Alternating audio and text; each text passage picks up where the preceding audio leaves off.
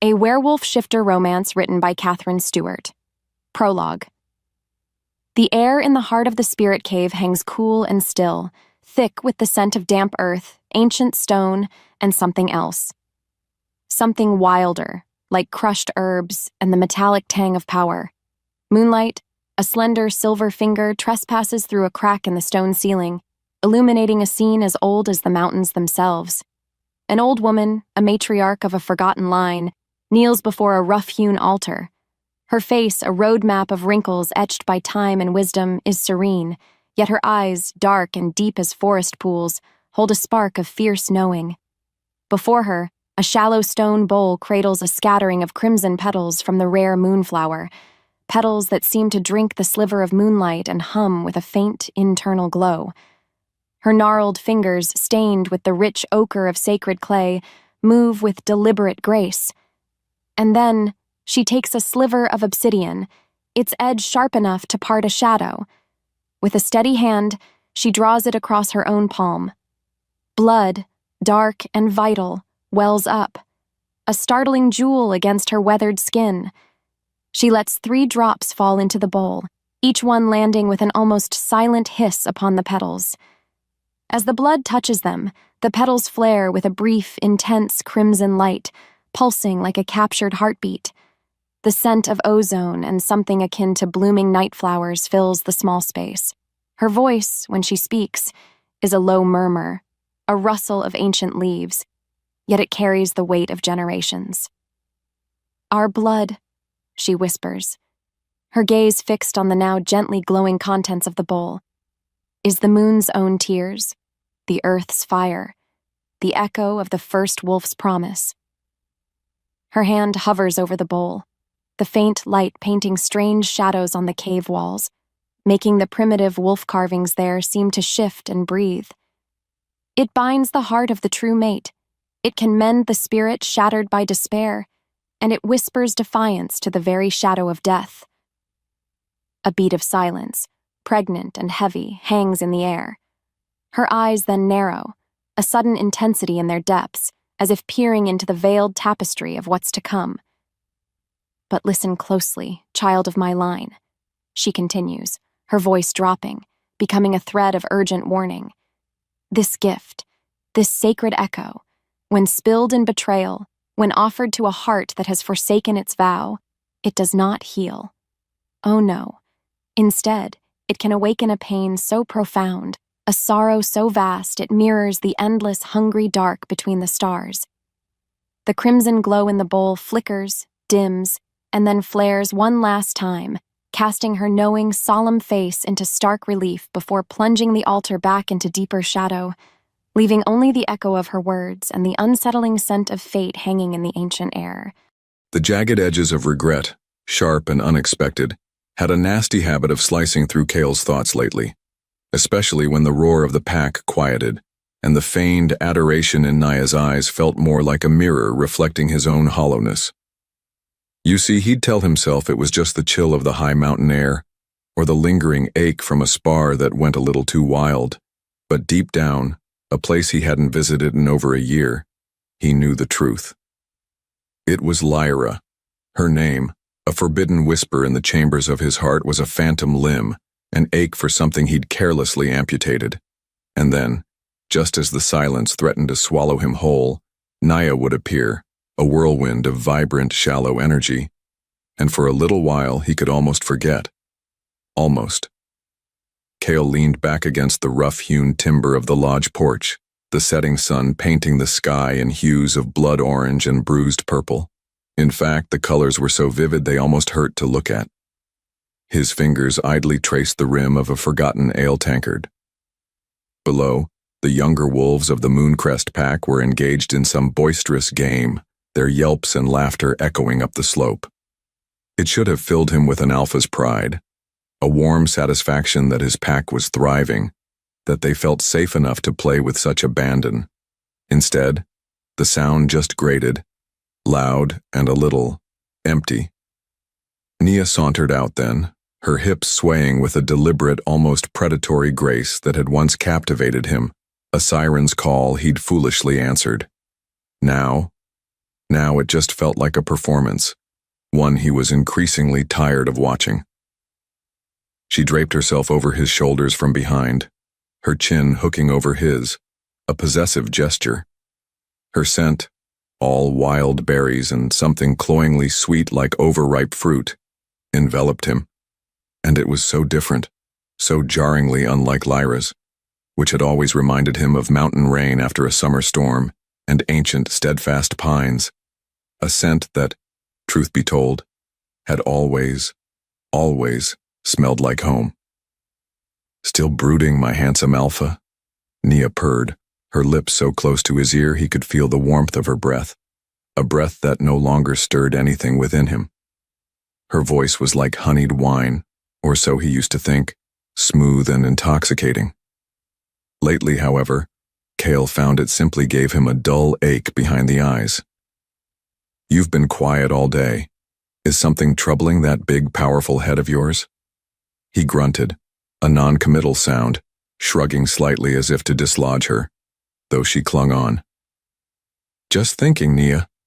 Alphas do that sometimes, you know. It's part of the job description."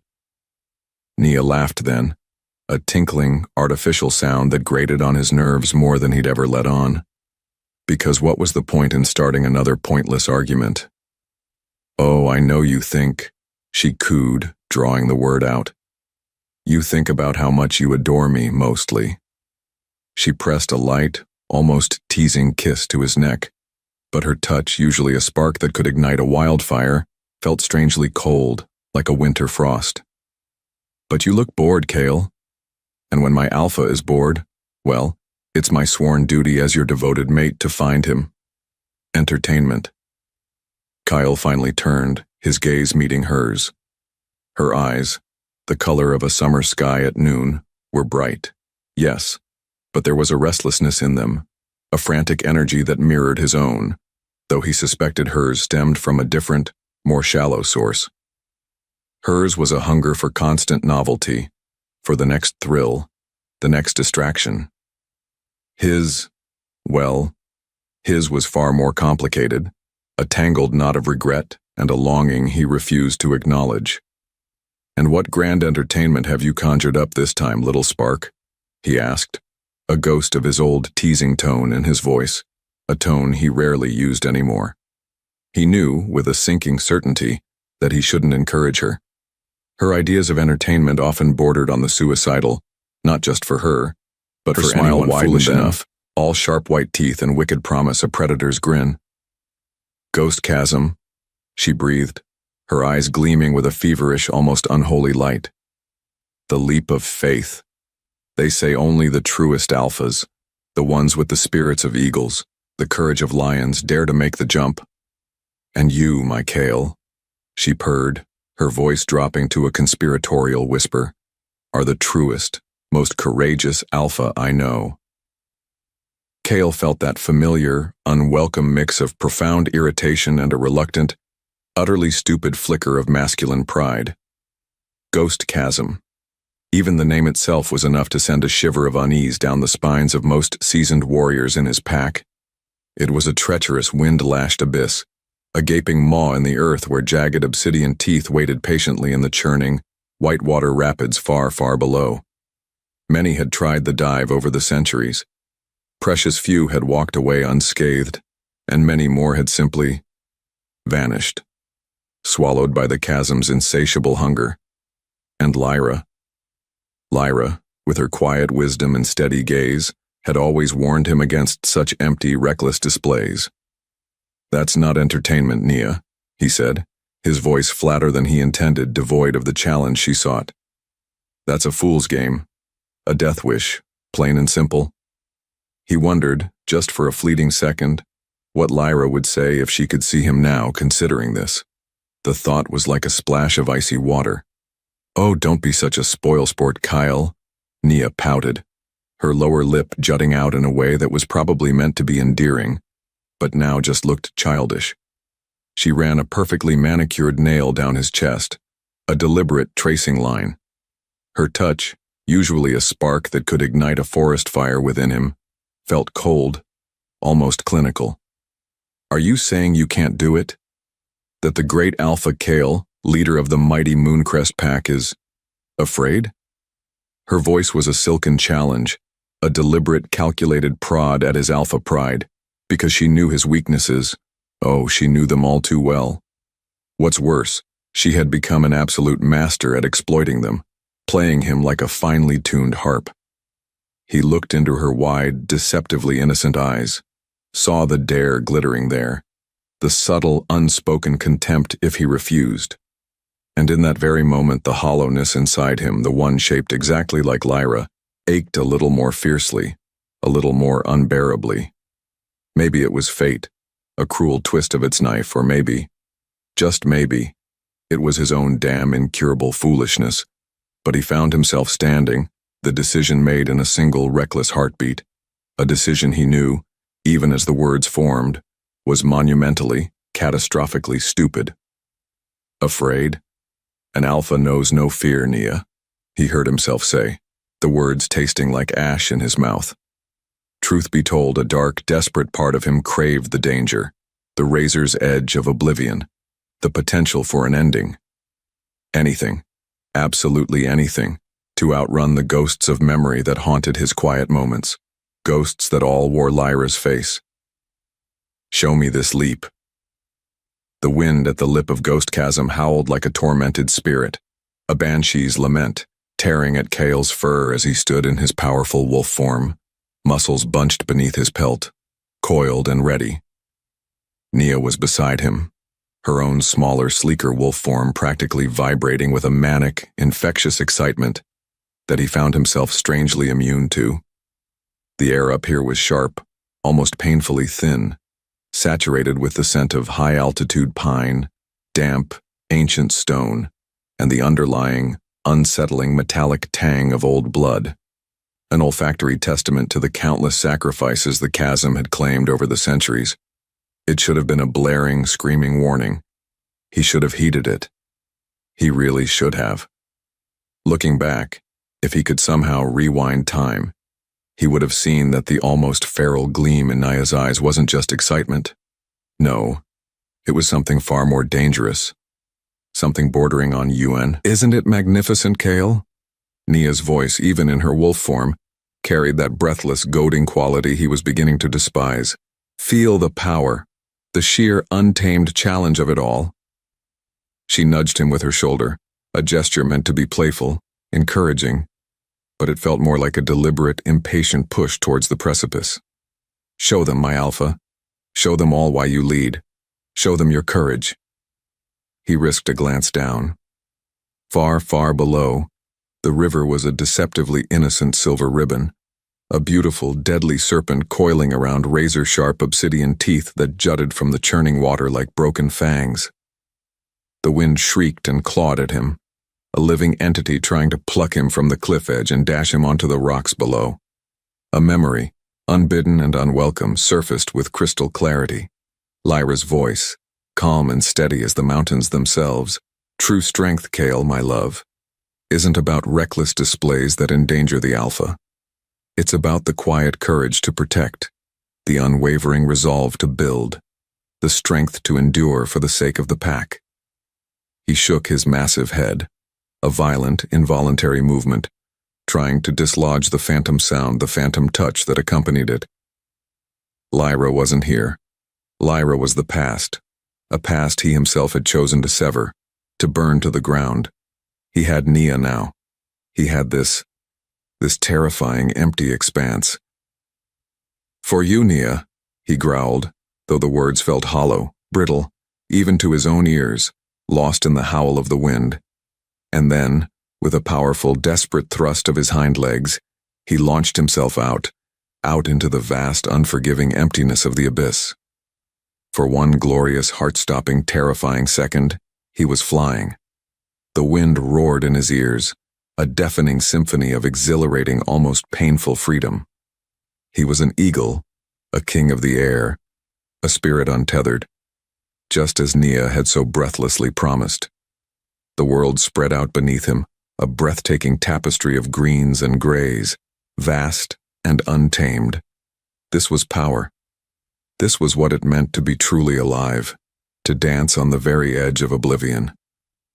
But then, just like that, with the horrifying swiftness of a nightmare, the trajectory felt wrong.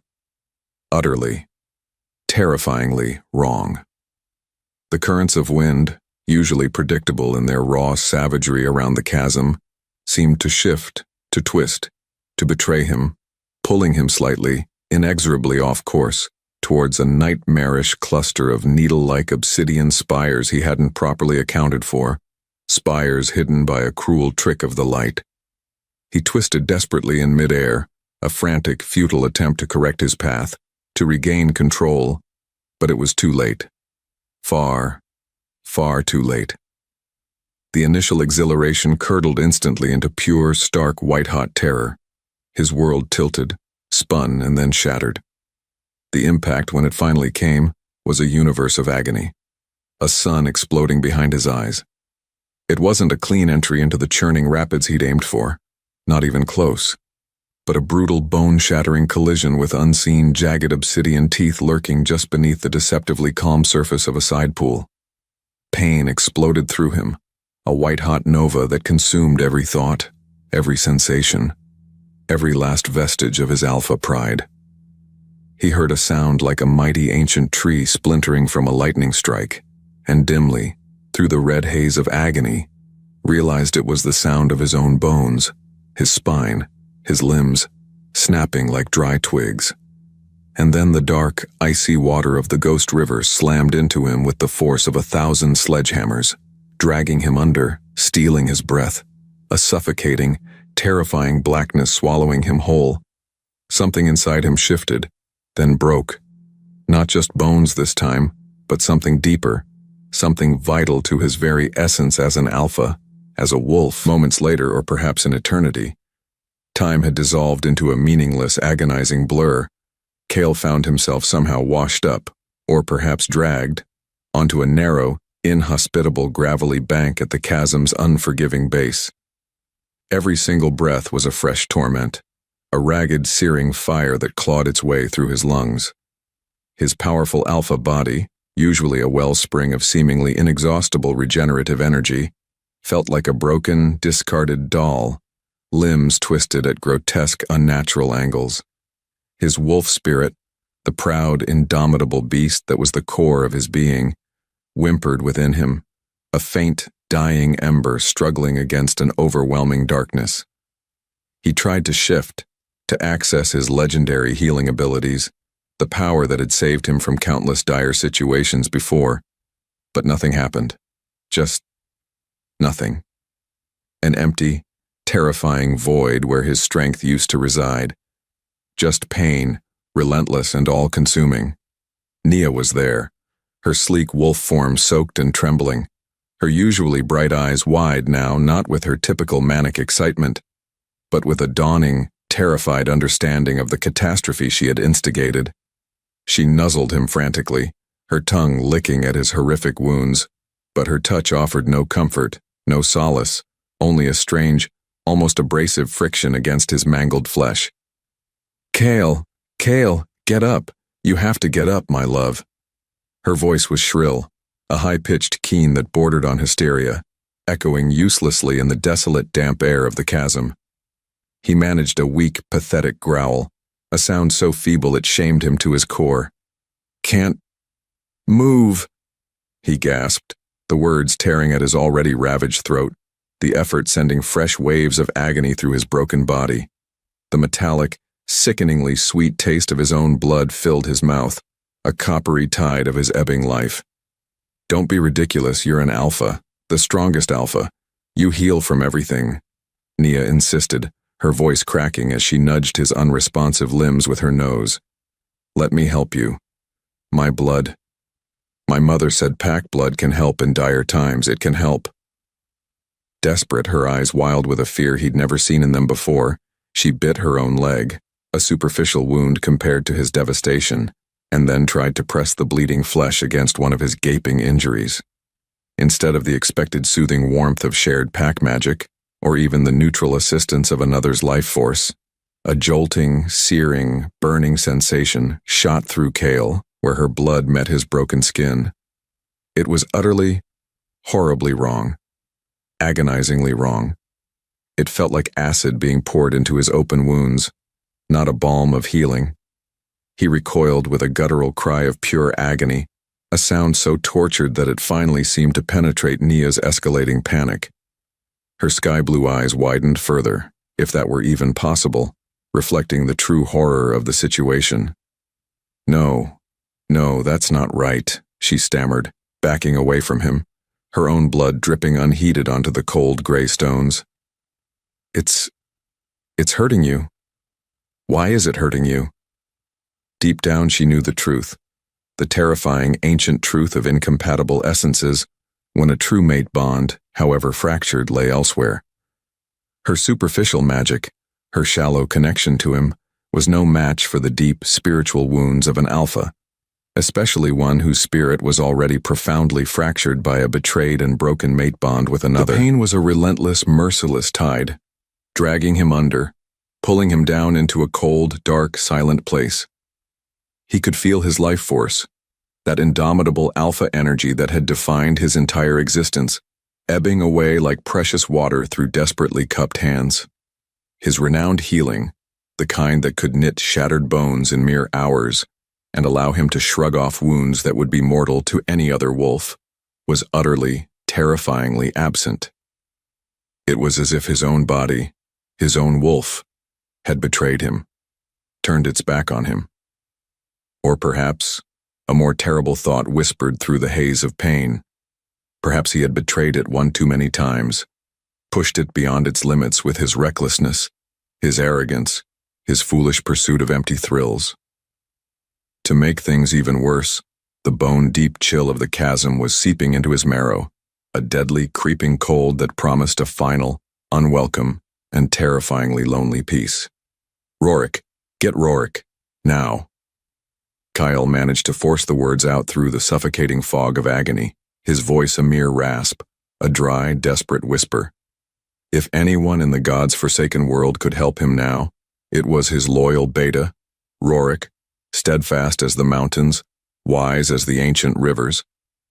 Nia, finally jolted into sensible action by the sheer, unadulterated terror of his rapidly failing state, let out a desperate series of piercing howls, the emergency pack summons that would, Kael prayed with the last vestiges of his fading consciousness, reach his beta's keen, ever-vigilant ears. It felt like an age, each agonizing second stretching into an eternity of torment, before Rorik's familiar, powerful form appeared like a saving grace at the top of the chasm, his scent, pine, earth, and unwavering loyalty, a beacon of desperate, flickering hope in Kael's encroaching darkness. Getting Kael out of that gods-forsaken cursed abyss was an ordeal in itself, a nightmarish blur of straining ropes, Rorik's shouted, urgent commands, and excruciating, jarring movements that ripped fresh, silent screams from Kael's throat, because he no longer had the strength even to cry out. By the time they had him laid out in a hastily prepared shelter within a shallow cave, his breathing was a faint, shallow whisper, his great alpha heart laboring like a dying drum.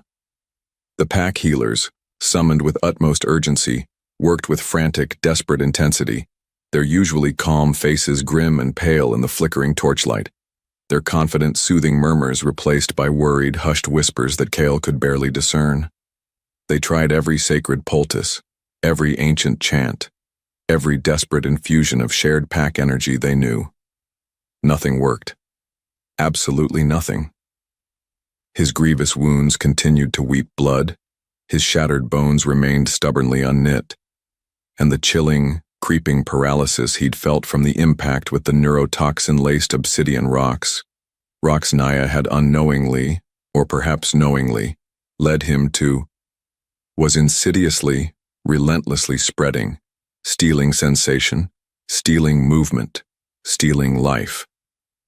Because of that, every failed healing attempt felt like another heavy nail being hammered into his unseen coffin. Kael drifted in and out of a terrifying, pain-filled consciousness, a disorienting limbo between searing, unimaginable agony and an encroaching, welcoming darkness. In his fleeting, fragmented moments of lucidity, He saw the raw despair etched onto Rorik's stoic face, the sheer, unadulterated terror in Nia's. She was no longer the vibrant, confident thrill-seeker, but a pale, shaking, broken creature, finally confronted with the deadly, irreversible consequences of her reckless, goading words. He heard disjointed fragments of their hushed, desperate conversations, words that floated like poisoned barbs in his foggy mind. No response from his wolf. The healing is completely dormant. It's as if his very spirit has given up. And then a phrase that cut through the haze of his dying mind like a shard of glacial ice, spoken by the oldest, wisest healer. This level of spiritual trauma, the failing life force, only the most ancient magic could even attempt to counter. A true mate's blood. The Heartstone echo. Lyra. The name bloomed in the suffocating darkness of his fading mind, a sudden, agonizing supernova of unbearable regret, and a desperate, impossible, soul-deep longing. Lyra, his true mate, whom he had cast aside with such casual, unforgivable cruelty. Lyra, whose spirit he now knew was as strong and pure and steadfast as the ancient mountain stone she called home. Her scent, mountain rain and enduring pine, momentarily overwhelmed the cloying metallic stench of his own blood and encroaching fear. What would you have done if you were him, faced with the stark, undeniable truth that your own monumental stupidity, your own selfish choices were paving the direct road to your agonizing, lonely demise? He didn't know what scared him more in that moment, the icy grip of the encroaching darkness or the sudden, painfully vivid image of Lyra's face, her beautiful, intelligent eyes, filled not with the unconditional love he remembered so clearly, but with the cool, distant, well-earned sorrow that he himself had so carelessly, so callously placed there. Lyra.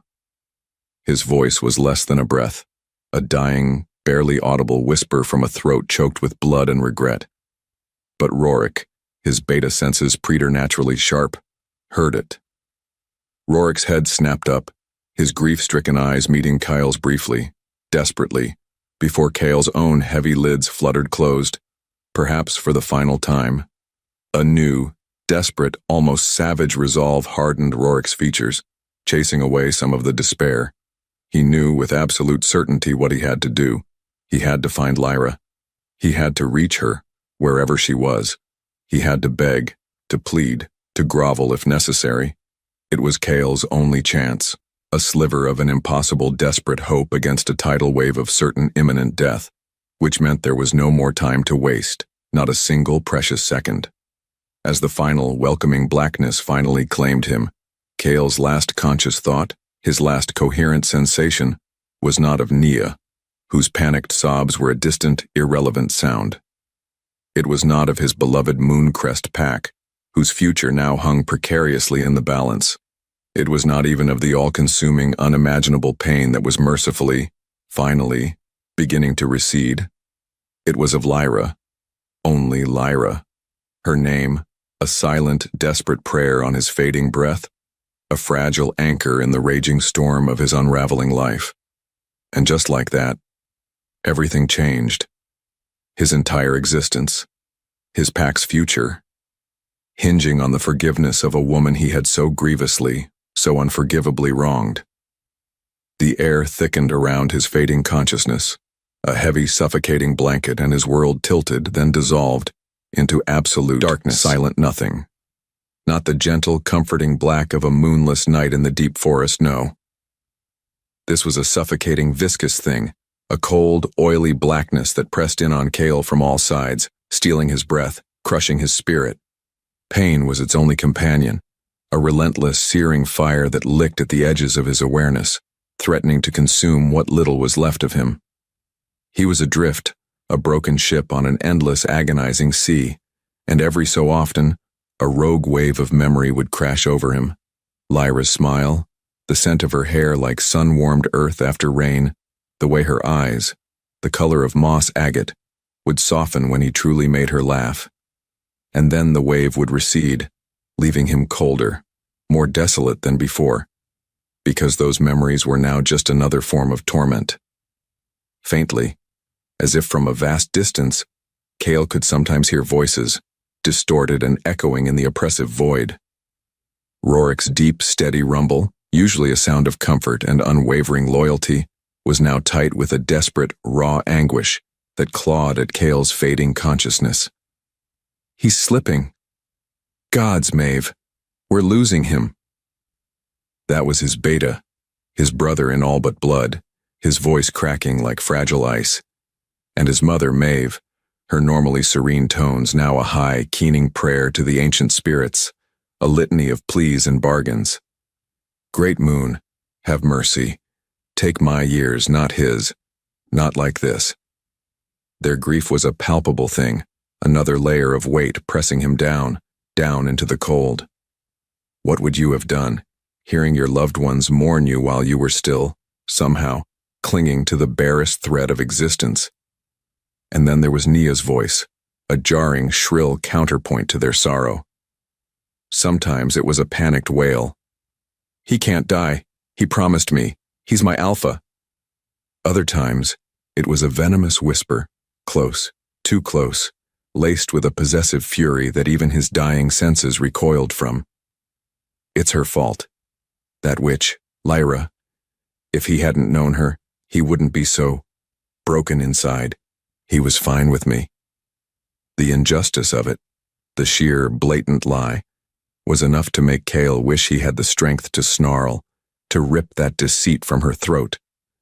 But all he could do was float, a prisoner in his own shattered body, listening to the distorted symphony of despair around him. Still, amidst the cacophony of grief and blame, one name began to echo with increasing frequency, sometimes a desperate curse from Nia's lips, sometimes a whispered, fragile prayer from Maeve, often a determined, almost savage declaration from Rorik. Lyra. I have to find Lyra. She's his only chance. That name, Lyra, became a tiny, flickering candle in the overwhelming darkness, the only thing his drowning spirit could even attempt to cling to. Time in that suffocating abyss lost all meaning. Was it hours? Days?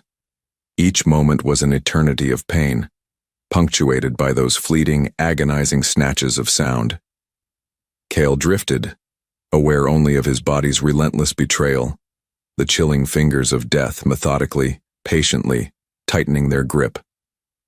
Nia's presence, when he sensed her near, was a grating irritation, her frantic energy a discordant buzz against the profound silence he craved. Her scent, once alluring, now seemed cloying, artificial, like wilting flowers trying too hard to mimic life. It was a constant, unwelcome reminder of the foolish choices that had led him here to this cold, dark precipice. And then sometimes in the brief lulls between the waves of agony, memories of Lyra would surface, unbidden, achingly vivid. Not the pain of their parting, not his guilt, but flashes of pure, uncomplicated warmth. Lyra, her head thrown back in laughter as they raced through the summer meadows in their wolf forms, the sun warm on their fur. Lyra, her eyes serious and intent as she meticulously tended to a packmate's injury, her touch so gentle, so sure. Lyra curled beside him before the fire on a winter's night, her breath soft against his knee. He became vaguely aware of Rorik's absence, a subtle shift in the desperate energy that clung to the air around him. The frantic whispers of the healers seemed to grow a little louder, a little more hopeless. Maeve's prayers took on a more despairing tone.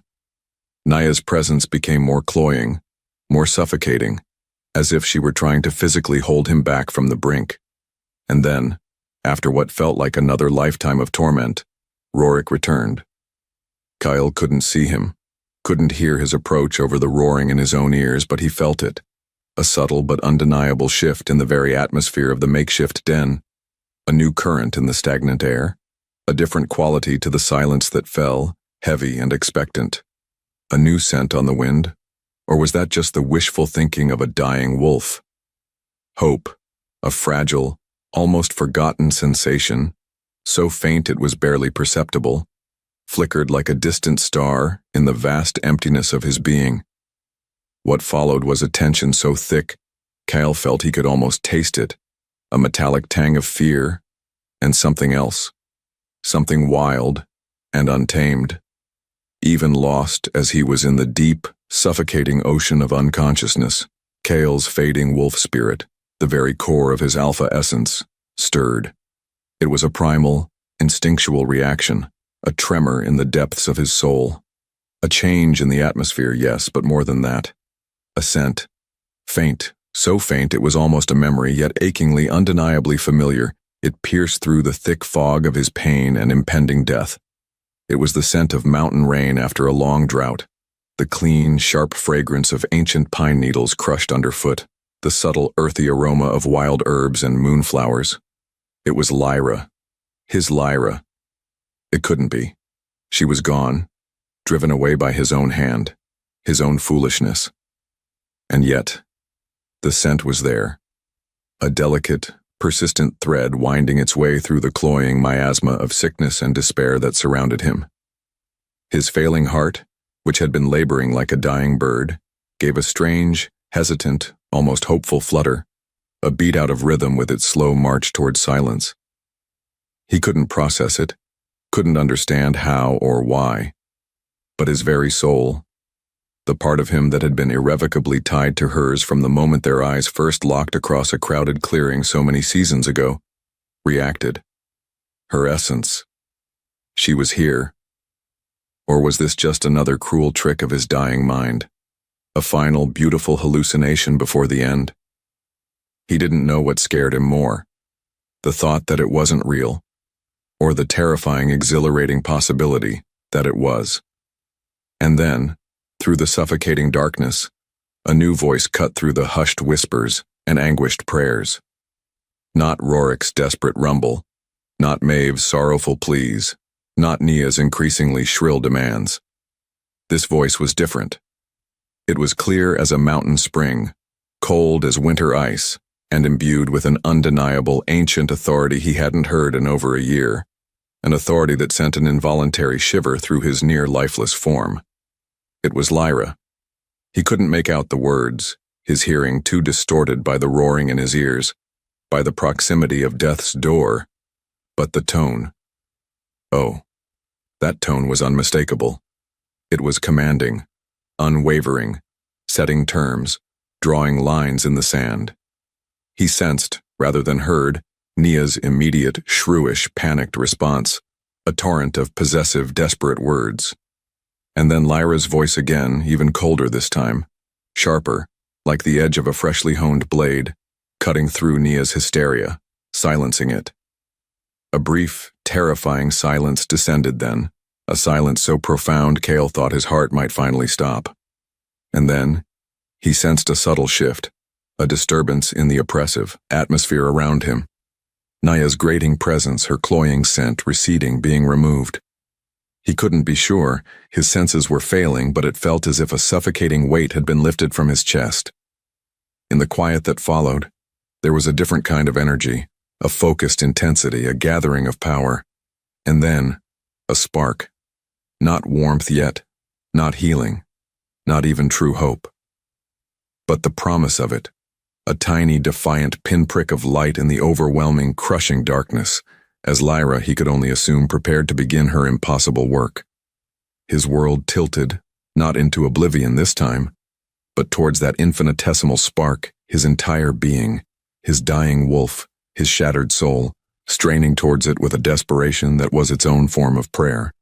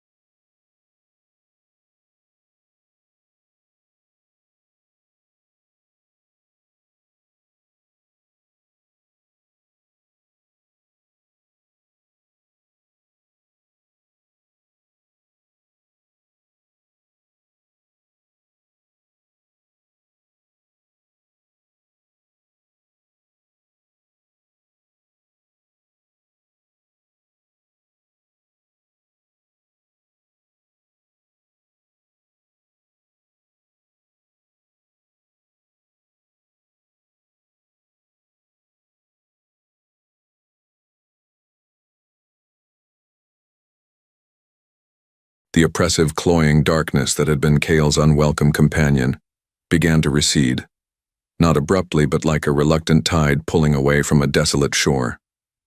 And in its place, there wasn't immediate light. No, nothing so sudden. Instead, it was a lessening of the crushing weight on his chest, a subtle shift in the suffocating atmosphere, as if a window had been cracked open in a tomb. And then, a sensation so alien, so forgotten after the searing agony and Nia's abrasive, toxic attempts at healing, that it took his fading consciousness a long moment to even register it. Warmth. Not the raging fire of his injuries, but a gentle, pervasive warmth, like the first rays of a spring sun on frozen earth seeping into his chilled bones, into the very marrow of his being. It started at the point of his deepest wound, the place where his life force had been gushing out like a breached dam, and from there it began to spread, a slow, miraculous tide of something that felt like life. He couldn't move, couldn't speak, couldn't even muster the strength to open his eyes. He was still a prisoner in the wreckage of his own body. Make no mistake.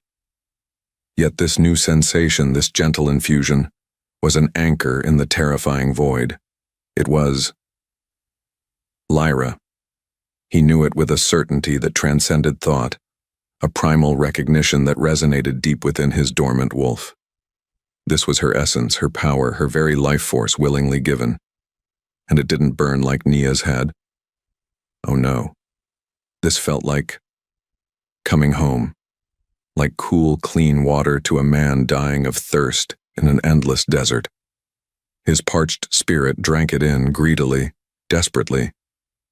He might have felt or perhaps imagined the feather-light touch of fingers against his skin, professional, distant almost, yet beneath that, a faint tremor.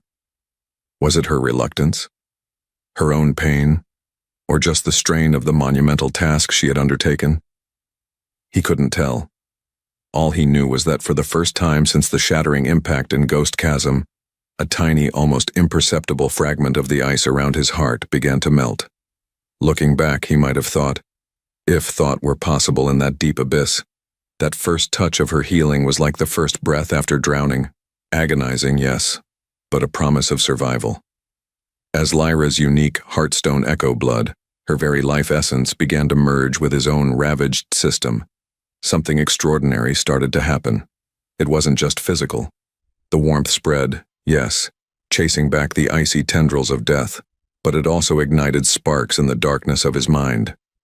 Memories, vivid and bittersweet, began to swirl around him, not as disjointed, pain-filled fragments this time, but as coherent flowing rivers of their shared past.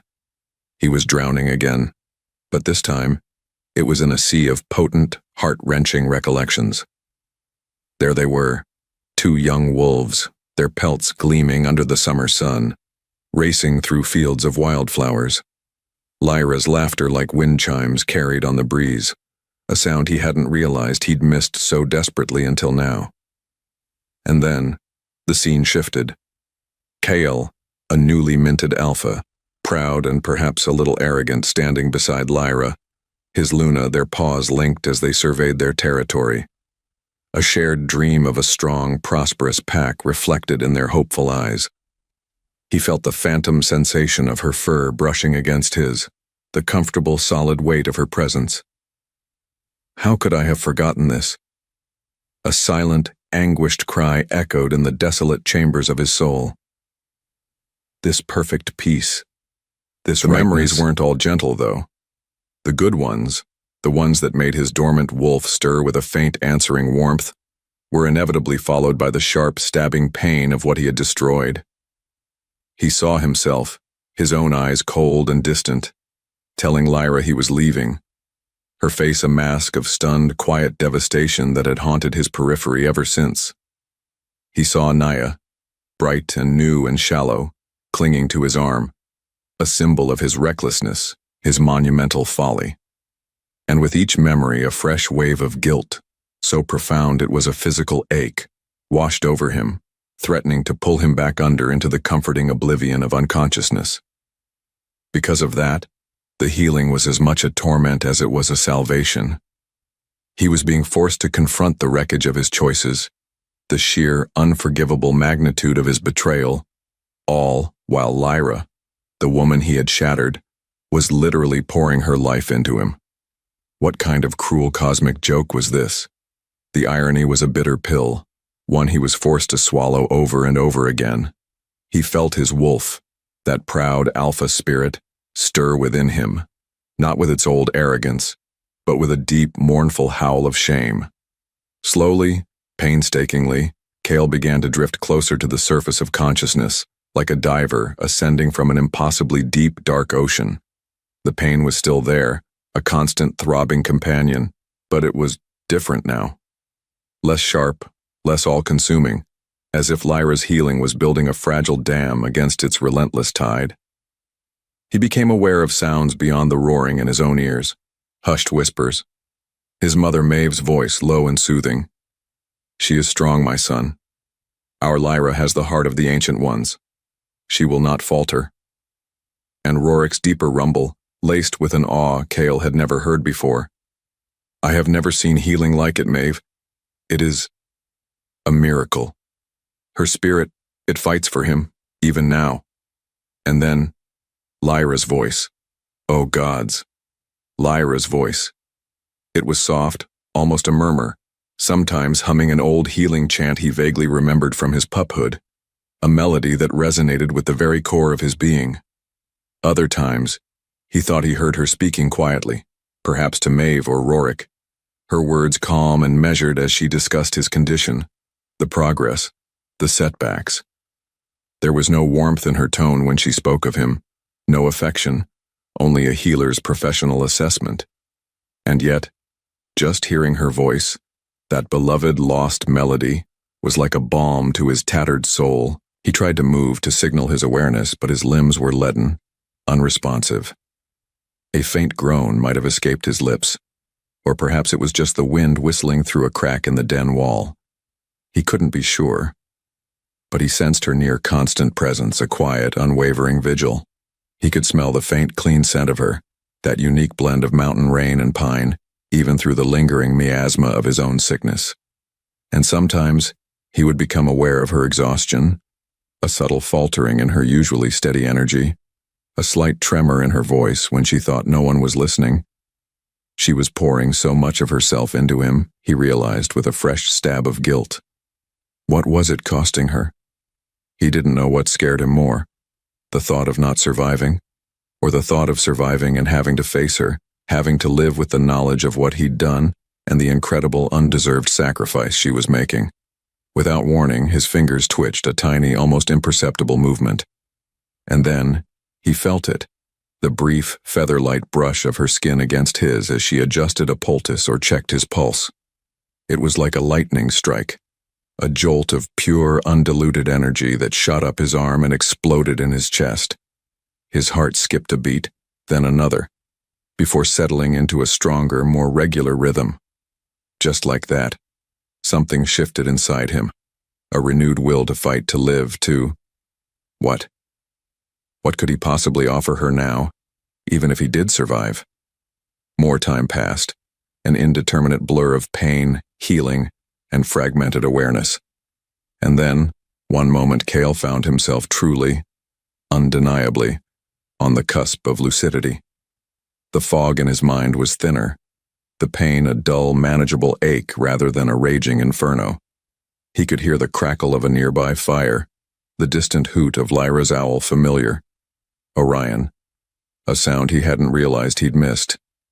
With a monumental effort, an act of will that took every ounce of his remaining strength, he managed to pry his heavy eyelids open. The light, even the dim, filtered light of the healing den, was blinding at first. He blinked, his vision slowly clearing. And then he saw her.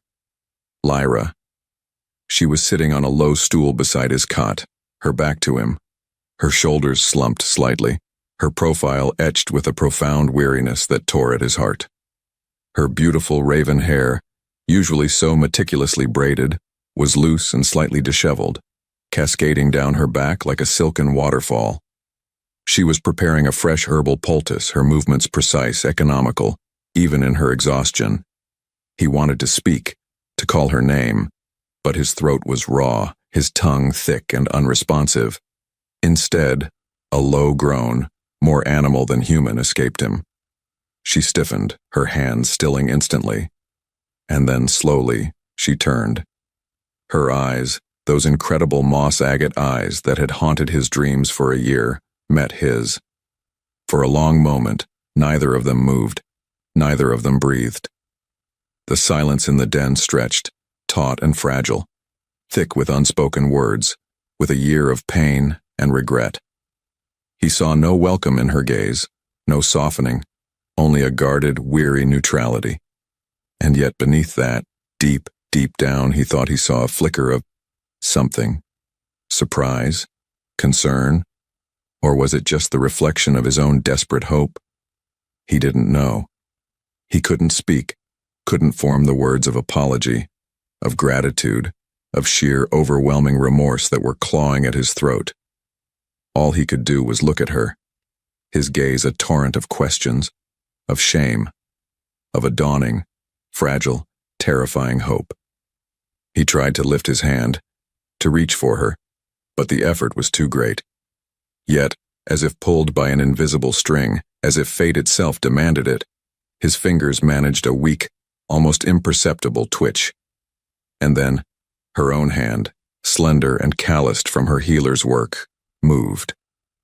Slowly, hesitantly, she reached out and gently, so gently, laid her cool fingers against his fevered brow. The moment her fingers brushed Kael's fevered brow, something fractured inside Lyra. Not her resolve, no. That had been her steadfast companion for a brutal, lonely year.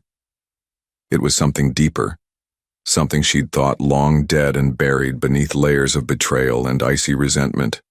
A treacherous, unwelcome flicker of tenderness. His skin was hot beneath her touch, too hot. Yet a shiver traced its way down her own arm, a ghost of the connection they once shared, a bond that now felt like a phantom limb, aching with memories. And his eyes, God's, his eyes. When they'd fluttered open and found hers, stripped of their usual alpha arrogance, filled only with a raw, desperate vulnerability and a universe of unspoken questions, she'd felt her carefully constructed defenses crumble like ancient stone. It was terrifying. More terrifying in that instant than facing down a snarling pack of rogues, because this was a danger to her heart, a heart she'd sworn would never again be left so exposed. He was still so weak, a fallen giant, the once indomitable Alpha Kael, now reduced to this broken, pitiable state. And she, Lyra, the woman he had cast aside for a younger, brighter flame, was the only thing standing between him and the final encroaching darkness. What a cruel, twisted jest fate had played on them both. As she withdrew her hand, the brief contact feeling like a brand against her skin, she saw a flicker of something. Disappointment? In his gaze before his heavy eyelids drifted shut again, exhaustion claiming him once more. She let out a breath she hadn't realized she'd been holding, her own heart thudding a strange, erratic rhythm against her ribs. This was going to be harder than she'd ever imagined. Because, truth be told, a part of her, a foolish, stubborn part she couldn't quite silence, still remembered the Kael he'd been before Nia, before the betrayal, before the fall. And that memory, she was beginning to realize, was a dangerous weapon aimed directly at her own fragile peace. The days that followed settled into a precarious rhythm. Lyra focused on the intricate, demanding work of healing Kael, pouring her own life force, her precious, heartstone echo blood, into his shattered system. It was exhausting, not just physically, but emotionally. Each session was an intimate, unwilling dance with their shared past, with the ghost of their love. And then, just as a sliver of hope for his recovery began to bloom, Nia was allowed back. Elder Maeve, Kael's mother, a she-wolf Lyra had once deeply respected but now found herself wary of, had decreed that brief, supervised visits were permissible. For the Alpha's morale, she'd said, her gaze pointedly avoiding Lyra's. Lyra had wanted to argue, to scream that Nia's very presence was a toxin, but she held her tongue. She was the healer, an outsider here now despite the lifeblood she was giving. What rights did she truly have? Nia, when she first re-entered the healing den, was a picture of saccharine solicitude, her youthful face artfully arranged into an expression of profound concern. She fluttered around Kael's cot, her voice a cloying whisper. "Oh, my poor, brave alpha," she'd coo, stroking his hair, her touch lingering just a little too long. "You were so strong, so fearless at the chasm. It was just a terrible, tragic accident." Kael, his mind still clouded by pain and the fog of near death, would often look confused, his gaze drifting towards Lyra as if for an anchor. And Lyra, forced to stand by and witness this charade, felt a cold knot of anger tighten in her stomach. She saw the subtle manipulations, the way Nia would subtly twist Kael's fragmented memories, reinforcing her own fabricated narrative of events. "Remember how you wanted to prove your strength, my love?" Nia would murmur. "You were magnificent, even when you fell." Lyra noticed how Nia never mentioned her own goading, her own part in his reckless decision. No, in Nia's retelling, Kael was the hero, and she the devoted, grieving mate. It was a masterful performance, Lyra had to admit, if one entirely built on lies. "He seems better today, don't you think, Lyra?" Nia asked one afternoon, her voice dripping with false sweetness as she adjusted the furs around a sleeping Kael. Lyra was meticulously grinding herbs, the rhythmic scrape of pestle against mortar a counterpoint to Nia's cloying presence. Her own wolf familiar, Orion, a stoic mountain owl with eyes that missed nothing, was perched on a rafter above, his gaze fixed unblinkingly on Nia. Lyra had come to appreciate Orion's silent, judgmental company more than any spoken words. "His fever is down," Lyra replied, her voice carefully neutral, not looking up from her work. "The internal bleeding has lessened, but he is still far from recovered." She didn't add that Nia's very presence seemed to agitate Kael on some subconscious level, causing his pulse to quicken, his breathing to become shallower whenever she was near for too long. How could the others not see it? Or was she the only one looking past Nia's pretty, deceitful face? "Oh, I know." Nia sighed dramatically, placing a hand over her heart. "Every moment he suffers is an eternity for me. But you, Lyra, you're a miracle worker. The pack is already whispering about your incredible skill. They say your blood, it's like liquid moonlight." There was a strange, almost covetous gleam in Nia's eyes as she said it, a look that sent an unexpected shiver down Lyra's spine. It wasn't admiration, it was something else, something acquisitive. What did you call that look? Predatory, almost. "It is my lineage, Nia," Lyra said quietly. "A gift, and a responsibility." She finally met Nia's gaze, her own cool and steady. One I do not take lightly. She didn't know what scared her more, Nia's blatant insincerity, or that disturbing, fleeting hunger in her eyes when she spoke of Lyra's blood. A few days later, Lyra was sorting through the tattered, blood-stained remnants of Kael's clothes from the day of the accident. Maeve had asked her to see if anything was salvageable, a task Lyra found both distasteful and strangely poignant. As she unfolded a torn leather jerkin, something small and dark fell out, clattering softly onto the stone floor. It was a shard of obsidian, oddly carved, its edges unnaturally sharp. Lyra picked it up, turning it over in her fingers. It felt wrong, out of place. The obsidian from the main ghost chasm was usually rougher, more weathered. This was different, almost crafted. She tucked it away, a small seed of unease planting itself in her mind. That night, Kael was restless, tossing in a fevered delirium. Lyra sat beside him, bathing his brow with cool water. He began to mutter, his words fragmented, nonsensical at first. But then, phrases emerged from the jumble, phrases that made the hairs on the back of Lyra's neck stand on end. Nia's laughter, so high, the wrong path. Not the main leap. Slippery rocks. She said, "Quicker this way." His voice was hoarse, filled with a child's confused terror. Lyra's blood ran cold. What wrong path? What did he mean, quicker this way?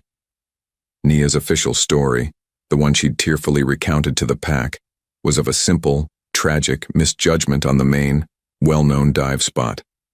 But Kael's fevered words painted a different, more sinister picture. The next morning, the pack received grim news.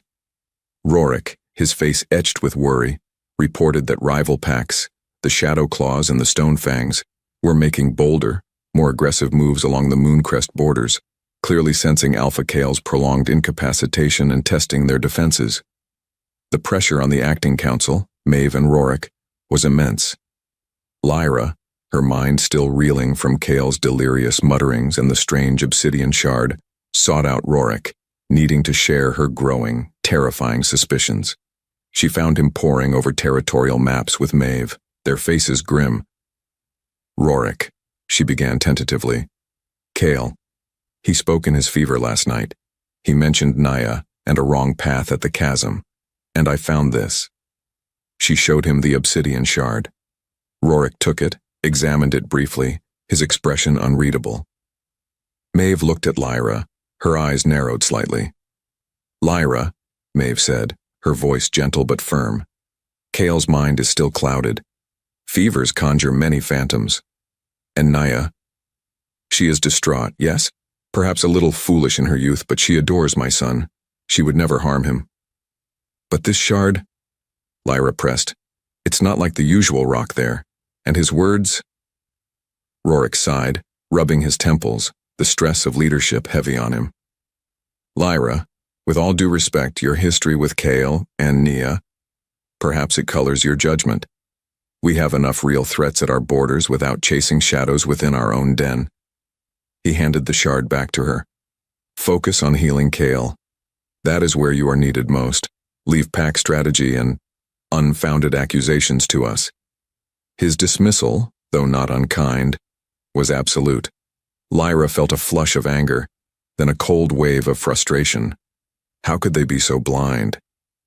Or were they willfully ignoring the possibility because the alternative, that Nia, Kael's chosen mate, was a traitor, was too horrifying to contemplate? She clutched the obsidian shard, its sharp edges digging into her palm. Looking back, I should have screamed louder, forced them to listen, she thought bitterly. But who listens to the spurned mate, the woman with a broken heart, when the sweet young thing is whispering honeyed lies in their ears? That evening, during the deep healing trance where she poured her own energy into Kael, Lyra deliberately focused her intent, pushing her senses, trying to glean some truth from the fractured echoes within his blood, within their strained bond. She needed to know. As her energy merged with his, a fleeting but deeply disturbing psychic flash seared her mind. Nia, standing at the precipice of Ghost Chasm, Kael just out of frame. But Nia wasn't looking at Kael. She was looking down into a specific, treacherous, lesser-known ravine that branched off the main chasm. And her expression, in that split second of horrifying clarity, was not one of loving excitement or even nervous anticipation. It was cold, sharp, and terrifyingly calculating. Lyra gasped, pulling back from Kael as if burned, the vision searing itself onto her memory. The obsidian shard in her pocket suddenly felt like a burning coal. She knew, with a chilling, gut-wrenching certainty, that Kael's fall had been no mere accident, and Nia was at the heart of it. Her world tilted, and everything she thought she knew about this situation, about Nia, about Kael's tragic mistake, unraveled in a single horrifying instant. The last healing session had ended differently. Kael had felt Lyra's energy, that warm, life-giving river, suddenly falter, then retract with a speed that was almost jarring, as if she'd touched something anathema, something that had burned her. He'd tried to open his eyes to see what was wrong, but the effort had been too much, and he'd slipped back into a restless, uneasy slumber, the echo of her silent, psychic distress lingering in the space between them. Now, hours later, As true consciousness began to solidify its hold on him once more, that unsettling feeling remained, a knot of apprehension in his gut. He could feel his body mending, slowly, painstakingly, thanks to her. The searing edges of pain had dulled to a persistent throbbing ache. He could even move his fingers a little, flex his toes. Small victories, but victories nonetheless. Yet the air in the healing den felt charged, like the moment before a lightning strike. Lyra was there, of course. Her presence was a constant, a quiet hum beneath the surface of his awareness, even when he slept. But today, there was a new intensity about her, a focused, almost grim preoccupation that made him uneasy. He watched her through slitted eyelids as she moved about the small den, preparing her remedies. Her normally fluid movements were tighter, more deliberate, as if every action was weighted with some unseen burden. He saw her speaking in low tones to Orion, her magnificent mountain owl familiar, who was perched on a makeshift rafter near the den's entrance. He couldn't make out the words, but the owl seemed to listen intently, its great golden eyes fixed on Lyra, before it spread its silent wings and slipped out into the gray morning light, as if on a mission. What in the world was she up to? Looking back, I should have recognized the signs of a huntress in her eyes then, he thought. Not of prey, but of truth. Naya, on the other hand, was a constant, unwelcome buzz, like a fly trapped against a window pane. Her supervised visits, sanctioned by his mother Maeve for his morale, had become an exercise in strained politeness for Kael, and a platform for Nia's increasingly cloying affections. "Oh, Kael, my love, you look a little stronger today," she chirped, entering the den with Rorik a respectful pace behind her, her scent of overripe berries and forced sweetness making Kael's stomach clench. She rushed to his side, her fingers immediately reaching for his hair, his arm. "Soon you'll be up and about, leading the hunts again just like you promised." Her voice was bright, brittle. Kael managed a weak grimace that he hoped passed for a smile. "Soon, Naya," he rasped, his throat still raw. He was getting better at feigning a response, mostly because arguing took too much energy. But he couldn't help but notice the way Lyra would stiffen almost imperceptibly whenever Nia entered, her focus on her tasks becoming even more intense, as if to block out the other she-wolf's presence. And Nia, for all her cooing and fussing over him, kept shooting Lyra these strange sideways glances, quick, assessing, and filled with an animosity that was far from subtle.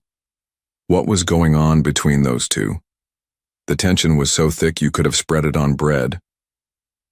He found himself watching Lyra more and more, not just because her presence was a strange, complicated comfort, but because she seemed to be carrying a secret, a heavy one, and it was making his own healing wolf restless. Later, when Nia had finally departed after promising to bring him his favorite honeyed rabbit stew, a promise that made his already queasy stomach roil, Lyra approached his cot. Her face was pale, her moss-agate eyes shadowed with a weariness that went bone-deep, but also with that new sharp alertness. She checked his bandages, her touch surprisingly gentle, yet professional, distant. "Kael," she began, her voice low and steady. "I need you to try and remember the dive at Ghost Chasm, clearly, every detail you can." He frowned, a dull ache starting behind his eyes. "Why, Lyra?" "It's a blur, pain, falling." He didn't want to revisit it. The memory was a gaping wound. "Please, Kael," she insisted, her gaze unwavering, compelling. "It's important. Did Nia suggest the exact spot? The path you took to get to the ledge?" Her questions were precise, like a hunter tracking prey. He struggled, his mind sifting through the red haze of agony and fragmented images. She was excited, he managed, his voice hoarse. Said it was a special place, a quicker thrill. Laughed about the old legends, the spirit rocks. He trailed off, confused. "Why are you asking this?" Lyra didn't answer immediately. Instead, she just looked at him, her eyes searching his, as if trying to find something hidden deep within his fractured memories. "The obsidian shard I found in your jerkin," she said finally, her voice barely a whisper. "It was coated with a neurotoxin. A subtle one. Enough to cause paralysis, to inhibit healing if the wound was deep enough. The kind of toxin found only in the deepest, most treacherous alcoves of the chasm, not on the main dive spots." Kael stared at her, his blood turning to ice despite the warmth of the den. Neurotoxin? Tampering? His mind recoiled from the implication. Nia wouldn't. She was there, she was scared. But even as he said it, a cold sliver of doubt, ugly and sharp, pierced through his denial. Nia's strange, almost manic excitement before the dive, her insistence on that specific, untried spot, her laughter that had even then sounded a little too shrill, a little too forced. And then, the shared vision Lyra had shown him during the last healing, the one that felt more real than a dream. "No," he whispered, shaking his head. "It can't be." Lyra's expression softened, but her eyes remained steely. "Kael," she said, her voice gentle but firm, "your wolf is strong, but your spirit was compromised, even before the fall. This toxin, combined with the impact, it was meant to incapacitate you, perhaps not to kill you outright, but to make you utterly reliant. I need to be sure. I need to see it all with you this time, if your mind is clear enough." She took a deep breath. "If you're willing, during the next healing, I can try to forge a deeper link, a true sharing of memory. It will be difficult for both of us.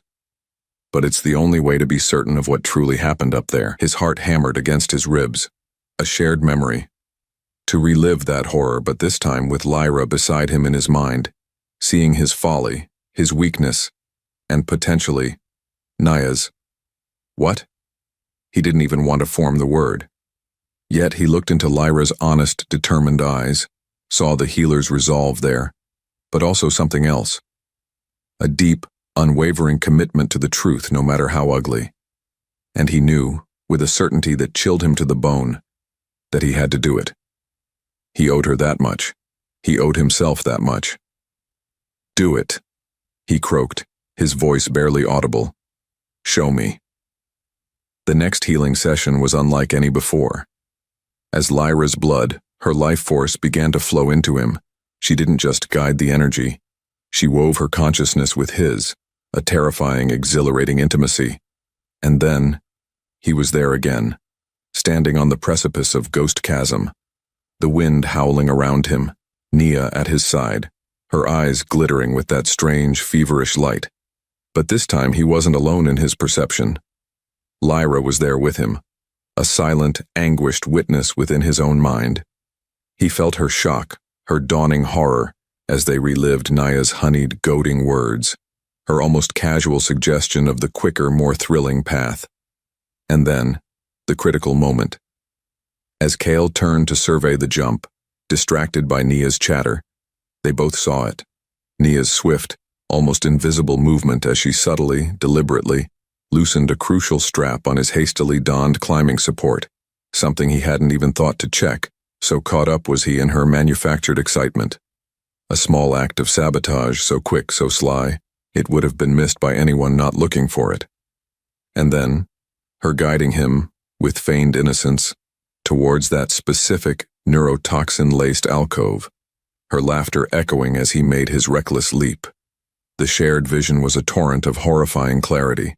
The fall, the brutal impact, Nia's initial panic, yes, but then a strange, fleeting look of calculation, triumph, before true fear had set in when she realized the fall had been far worse than she'd perhaps intended.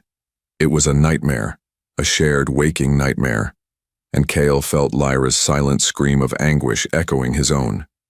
The psychic link shattered, leaving Kael gasping, drenched in a cold sweat, his heart pounding like a war drum. He was back in the healing den, Lyra's pale, stricken face swimming before his eyes. The truth, raw and undeniable, lay bare between them. Nia. Nia had done this. Not an accident. A deliberate, calculated act of betrayal. The sheer monstrous scale of her deceit was a physical blow, knocking the air from his lungs. He looked at Lyra, his eyes pleading for what? Absolution? Understanding? He didn't know. He only knew that the woman he had so casually discarded had just risked everything to show him the face of the viper he had welcomed into his bed, into his life. His world, which had already been fractured, now shattered into a million irreparable pieces. How could I not see that? He choked out, the words raw with self-loathing. How could I have been so blind? Before Lyra could respond, the flap of the den was pushed aside, and Nia entered, a bright false smile plastered on her face, a bowl of steaming rabbit stew in her hands.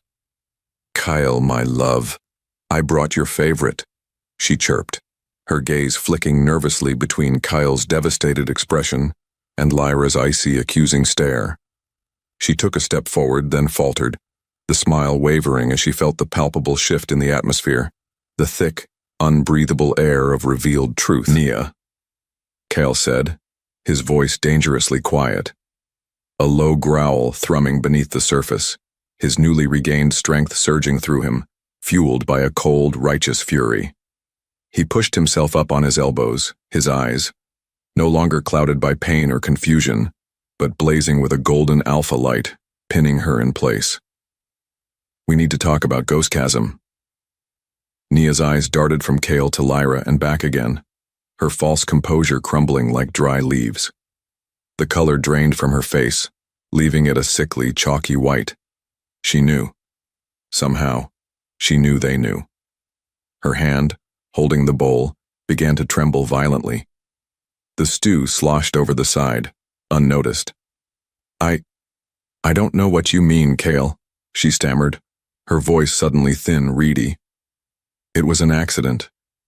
A terrible, tragic accident." "Was it, Nia?" Lyra's voice cut in, calm, cold, and sharp as glacial ice. "Was it an accident when you tampered with his gear? Was it an accident when you led him to the Serpent's Tooth alcove, knowing the rocks there were slick with toxin?" Nia's breath hitched. Her eyes, wide and terrified, darted towards the den entrance, as if seeking an escape she knew wouldn't come. The mask was gone, utterly gone, and what lay beneath was something cornered, venomous, and desperate. Her pretty face contorted, the sweetness dissolving into a snarl of pure, unadulterated malice. "You," she hissed, her gaze locking onto Lyra, filled with a murderous hatred that made Kael's blood run cold. "This is your fault, you barren witch. He was mine. He chose me." And then, with a speed that belied her terror, her hand darted to a hidden sheath at her ankle. The glint of polished, poisoned obsidian flashed in the dim light of the den, the glint of poisoned obsidian, sharp and malevolent in the flickering lamplight of the den. That was the first thing Lyra truly registered. That, and the raw, unadulterated hatred twisting Nia's pretty features into something ugly and unrecognizable. Nia's words, "He was mine. He chose me. This is your fault, you barren witch," echoed in the sudden, suffocating silence, each syllable a venomous dart aimed straight at Lyra's already wounded soul. For a fraction of a second, Lyra was frozen, not by fear, though that was certainly a cold serpent coiling in her belly, but by a sickening wave of disbelief. How had it come to this? How had Kael's foolish infatuation, Nia's shallow ambition, spiraled into this madness? But then, as if summoned by the sheer intensity of Nia's murderous intent, Lyra's instincts, honed by a lifetime of solitude in the unforgiving mountains and the ancient power thrumming in her veins, surged to the forefront. There was no time for disbelief, no time for the luxury of sorrow. There was only survival. Nia lunged, a wild, desperate shriek tearing from her throat, the poisoned dagger arcing through the air aimed straight for Lyra's heart. Lyra moved on pure reflex, her body remembering ancient defensive maneuvers her grandmother had drilled into her, maneuvers she'd never thought she'd need outside of ritual practice. She threw herself sideways, the obsidian tip slicing through the fabric of her tunic, scoring a burning line of fire along her ribs, missing anything vital by a hair's breadth. Pain, sharp and immediate, lanced through her, but adrenaline, blessedly, dulled its worst edge. "You won't have him," Nia screamed, her voice cracking, her eyes wild and unfocused, like a cornered animal. She was a whirlwind of desperate fury, all flailing limbs and that deadly, glittering blade. Lyra scrambled back, her heart hammering against her ribs like a trapped bird. Her healer's mind, even in the chaos, was cataloging. Nia was faster than she looked, fueled by a potent cocktail of rage and terror. And that dagger. Gods, that dagger was coated with the same neurotoxin she'd found traces of on the shard from Kael's gear, the same toxin she'd just painstakingly purged from Kael's system. A wound from that, a deep one, would be catastrophic. "Nia, stop this," Lyra gasped, her voice hoarse, trying to find an opening, trying to reason with a she-wolf clearly lost to madness. "He knows the truth. You can't hide what you did." "He'll forget," Nia shrieked, lunging again, more clumsily this time, her movements less precise, driven by pure, unthinking fury. "When you're gone, he'll be mine again. He'll see how much I love him." Lyra dodged, her back hitting the rough timber wall of the den. She was trapped.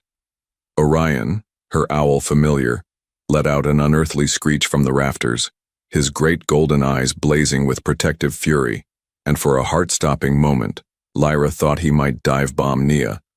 But before Nia could strike again, a guttural roar, so powerful it seemed to shake the very foundations of the den, ripped through the air.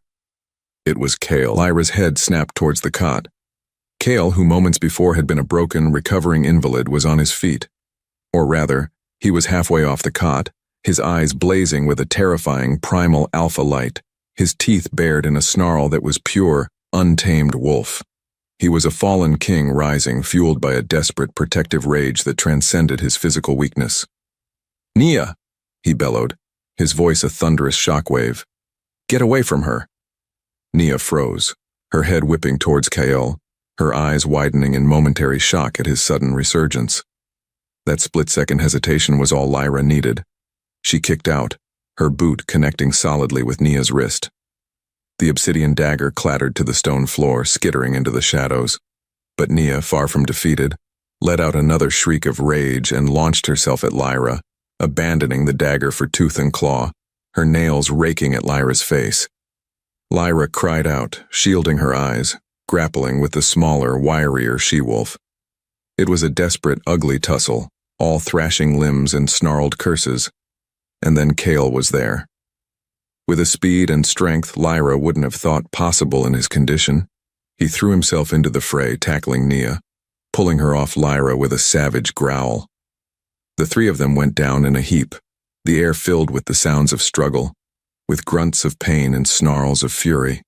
Kael was trying to shield her, Lyra realized with a jolt that had nothing to do with fear. Even now, broken as he was, his protective alpha instincts were roaring to the surface, all for her. The thought sent a strange, painful pang through her chest, a confusing mix of gratitude and a resurgence of the old, familiar ache. How could he? A small, bewildered part of her whispered, be this Kael now, after being that Kael for so long. The fight was a chaotic, desperate blur. Kael, despite his valor, was still grievously injured. Lyra could see the strain on his face, the way his movements were hampered by pain, his breath coming in ragged gasps. Nia, on the other hand, was fighting with the desperate strength of a cornered viper, her pretty face contorted into a mask of pure malice. "He's mine!" she kept screaming, her voice raw, her nails leaving bloody trails on Kael's arms as he tried to restrain her. "He chose me. You're nothing, just a barren, forgotten memory."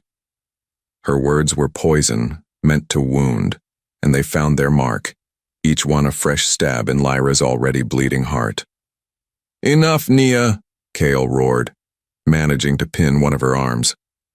"It's over. We know what you did." "Never!" Nia shrieked.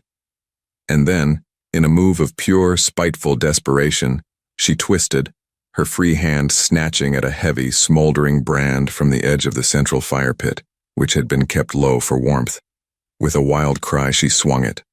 Kael tried to block it, to shield Lyra, but Nia was too quick, too unpredictable. The burning wood glanced off Kael's shoulder with a sickening hiss, sending sparks flying, before crashing against the dry timber wall of the den. Instantly, flames licked upwards, greedy and fast, casting flickering demonic shadows across their struggling forms. The scent of wood smoke and burning pitch filled the air, acrid and terrifying. The den was on fire. "Gods, Kael!" Lyra cried, her eyes wide with a new, more immediate terror. The heat was already intense, just as Nia lunged again, this time perhaps with the brand. The den flap was ripped aside. Rorik, his face a grim mask of fury, followed by two of Kael's most loyal pack warriors, burst in, their own alpha instincts clearly having picked up on Kael's battle roar and the sudden terrifying scent of fire. They took in the scene in a split second. The flames, Nia's crazed attack, Kael and Lyra fighting for their lives. Without a word, they moved. A coordinated, lethal force. Rorik, with a guttural snarl that rivaled Kael's, tackled Nia, disarming her of the brand with brutal efficiency. The other two warriors were on her in an instant, subduing her struggles, their faces grim and unforgiving. It was over in heartbeats. Nia, finally overpowered, was restrained, her face streaked with soot and tears, her earlier fury collapsing into broken, gasping sobs of defeat and terror. Kael, panting, his borrowed strength ebbing fast, swayed on his feet. He ignored the burn on his own shoulder, his gaze fixed solely on Lyra. He reached out, his hand trembling, and gently, so gently, touched the bleeding scratches on her arm where Nia's poisoned dagger had grazed her. "Lyra," he whispered, his voice raw with an agony that had nothing to do with his physical wounds. "The poison. Did she?" Lyra looked down at her arm. Dark, ugly veins were already beginning to spread from the shallow cuts, the telltale sign of the obsidian's neurotoxin. A wave of dizziness washed over her, the familiar, insidious numbness starting in her fingertips. Her wolf, her strong, resilient mountain wolf, whimpered within her, sensing the potent danger. She met Kael's terrified gaze, saw the dawning self-loathing, the utter devastation in his eyes as he realized what had happened, what his choices, his blindness, had ultimately wrought upon her. Looking back, Lyra thought, a strange, detached calm settling over her as the world began to tilt. Perhaps this was always how it was meant to end. Fire and poison, a fitting epitaph for a love betrayed. And then, as Kael cried out her name, a sound of pure, unadulterated anguish, the strength finally leached from her limbs, and she knew nothing more. "Lyra!" Kael's roar was pure, undiluted agony, a sound ripped from the deepest, most tormented part of his soul as he watched her crumple, her vibrant life force dimming before his very eyes like a dying star. The acrid smoke of the burning den filled his lungs, choking him, but he barely registered it. The flames, licking greedily at the timber walls, cast demonic, dancing shadows, but he saw only Lyra, her beautiful face pale as death, the dark veins of Nia's treacherous poison spreading like a spider's web across her arm. In that single heart-shattering moment, the last vestiges of his old arrogant self burned away, consumed by a terror so profound it was a physical entity, clawing at his insides. He didn't think. His body moved on pure, primal instinct, an instinct that screamed Lyra's name. He was at her side in an instant, gathering her limp form into his arms, heedless of the searing pain from his own half-healed wounds, heedless of the chaos erupting around them as Rorik and the other warriors dragged a snarling, defeated Nia out into the night. "No, no, no, Lyra, don't you dare leave me," he choked out, his voice raw, cradling her head against his chest. Her skin was already too cool, her breathing terrifyingly shallow. He could smell the poison on her, a faint, sickly sweet odor beneath her familiar scent of mountain rain and pine. "You can't. After everything, I won't let you." He pressed his lips to her forehead, a desperate broken kiss. What would you have done? He might have asked the uncaring, smoke-filled sky.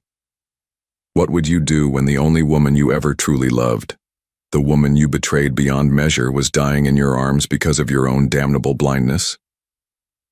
Rorik was there then, his face grim, his eyes reflecting the flickering firelight and a deep, shared sorrow. Kael, we have to get her out. The roof is about to go. Somehow, fueled by a desperate, adrenaline-laced strength he hadn't known he possessed, Kael managed to lift Lyra. She felt terrifyingly light in his arms. Together, he and Rorik stumbled out of the inferno, just as the main support beam of the den crashed down in a shower of sparks and embers. Outside, under the cold, indifferent gaze of the stars, the pack was in chaos. Warriors were battling the blaze. Others were tending to minor injuries, and Naya, bound securely, was being held under heavy guard. Her earlier defiance now collapsed into wretched, terrified sobs. Kael barely saw any of it. His entire world had narrowed to the precious, fragile woman in his arms. His mother, Maeve, rushed to his side, her usual serene composure shattered, her eyes wide with fear as she took in Lyra's deathly pallor. "The council chamber," Maeve commanded, her voice trembling but firm. "It's the safest, cleanest place. Rorik, fetch my deepest healing stores, everything we have." The hours that followed were a living nightmare, a blur of desperate remedies, whispered prayers, and the agonizingly slow creep of the poison through Lyra's veins. Kael never left her side. He sat beside the cot where they'd laid her, holding her hand.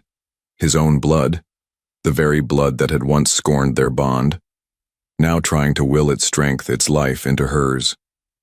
He watched helpless as Maeve and the most skilled healers worked tirelessly, their faces growing grimmer with each passing moment. The neurotoxin was aggressive, ancient, and Lyra's own heartstone echo blood, already depleted from healing him, was struggling to fight it. "It's too strong, my son," Maeve whispered to him at one point, her voice thick with unshed tears. "The poison. It's intertwined with Nia's malicious intent. It resists conventional cleansing." Kael looked down at Lyra's still face, at the faint blue tinge around her lips. A cold, hard knot of despair tightened in his chest. This couldn't be how it ended. Not after she had come back. Not after she had saved him. He thought of the shared vision, the horrifying clarity of Nia's betrayal. Lyra had seen it with him. She knew. And now she might die without him ever being able to truly atone, to even try to make amends. In that moment, a silent, solemn vow formed in the depths of his ravaged soul. If she survived, if by some miracle the spirit spared her, he would dedicate every remaining breath of his life to earning her forgiveness, to cherishing her, to being the mate she had always deserved. He would strip himself of his alpha title, of his pride, of everything, if it meant she would live, and perhaps one day, look at him without that shadow of pain in her beautiful eyes. Because of that vow, a new, desperate resolve settled in him. "There is one way," he said, his voice raspy but surprisingly steady, meeting his mother's grief-stricken gaze. "Her blood healed me when it only harmed. Our bond, Maeve. It's damaged, I know I shattered it, but it's still there. It has to be. If I give her my blood, my life force, directly, through the bond, perhaps..." Maeve looked at him, a flicker of something, surprise, hope, in her weary eyes. "Kael, that is incredibly dangerous, for you both. If the bond is too frayed, if her spirit rejects yours..." "Then I die with her," Kael stated, his voice leaving no room for argument. "But I will not stand by and watch her fade because I was too much of a coward to try." Deep down, he knew the truth. This was more than just a desperate gamble. It was the only penance that felt adequate. A life for a life. His for hers. And so, under Maeve's hesitant, watchful eye, Kael began the most difficult, most profound healing he had ever undertaken. It wasn't about poultices or chants this time. It was about baring his soul, his shattered, remorseful spirit, and offering it, humbly and completely, to Lyra through the tattered remnants of their fated bond. He pressed his lips to her wrist, where her pulse beat a faint, erratic rhythm, and focused all his will, all his love, all his desperate regret, into a plea, a transfusion of not just blood, but of pure, unadulterated life force, begging her wolf, her spirit, to accept his offering, to fight. "Come back to me, Lyra," he whispered against her skin, his tears falling freely now, hot and stinging. "Please, my love, my life, come back. Forgive me. Just live." He poured his strength into her, hour after agonizing hour, feeling his own reserves dwindling, his own body growing weaker, colder as he fought to tether her soul to the living world. He didn't care. Let it take him, as long as she returned. Days blurred into a long, torturous vigil. Kael rarely slept, rarely ate. He was a gaunt shadow of his former self, his alpha power depleted, his face etched with exhaustion and an almost unbearable sorrow. Rorik and Maeve had, at some point, dealt with Naya. He'd heard the distant howls of her banishment, a chilling, lonely sound that offered him no satisfaction, only a deeper sense of the tragedy that had unfolded. His mother had also, with his full, broken consent, announced to a stunned pack that he was relinquishing his alpha duties, that a council led by her and Rorik would guide them until Lyra's fate was known, and his own path became clear. He didn't care about being alpha anymore. What was power, what was status, compared to the life of the woman he now knew, with blinding, devastating certainty was his everything? And then one dawn, as the first pale fingers of light crept into the council chamber where Lyra lay, her breathing, which had been terrifyingly shallow, seemed to deepen, just a fraction. Her eyelids fluttered. Kael's heart leaped into his throat. He held his breath. Slowly, so slowly, her eyes opened. They were clouded at first, unfocused, but then they found his. He saw a flicker of awareness, then confusion, then pain. Not just physical pain, but the deep, soul-wrenching pain of memory, of betrayal. "Kael?" Her voice was a dry, rasping whisper, so faint he barely heard it. "I'm here, Lyra," he choked out, his own voice thick with unshed tears. "I'm here." She stared at him for a long moment, her gaze searching, and then the first coherent words she spoke to him since her return were not words of forgiveness, or even anger. They were a simple, devastating question, laced with a universe of hurt. "Why?" she whispered, her eyes filling with tears. "Why did you break us, Kael?" He had no answer, none that wouldn't sound like a pathetic excuse, so he didn't try to offer one. He simply met her gaze, his own heart shattering into a million pieces, and let her see the raw, unvarnished truth of his remorse, his shame, his all-consuming, desperate love. He absorbed her pain, her anger, her confusion, without defense, without pride. This was his penance, and he would bear it, for as long as she needed him to. Looking back, I knew this was only the beginning of a long, arduous path. Kael thought, his hand still clutching hers as if she were the only anchor in a raging sea. But as long as she was breathing, as long as there was a chance, however slim, I would walk it. For her. Always. For her. He didn't know if they could ever find their way back, if the chasm he had created between them could ever be bridged. But in the fragile light of that new dawn, with Lyra alive and breathing beside him, a tiny, almost imperceptible seed of hope, no bigger than a mustard grain, began to take root in the barren wasteland of his soul. It was a terrifying, exhilarating sensation, and it was all that mattered. Lyra's question, "Why did you break us, Kael?" hung in the quiet air of the council chamber for what felt like an eternity. Each word a perfectly aimed arrow piercing Kael's already shattered soul. There were no easy answers, no excuses he could offer that wouldn't sound hollow, pathetic even to his own ears. How could he articulate the insidious rot of restlessness that had taken root in him, the foolish pride that had made him chase Nia's shallow, fleeting glitter over Lyra's steadfast, profound glow? How could he explain the monumental blindness that had led him to mistake a flicker for a flame, a cage for freedom? He couldn't.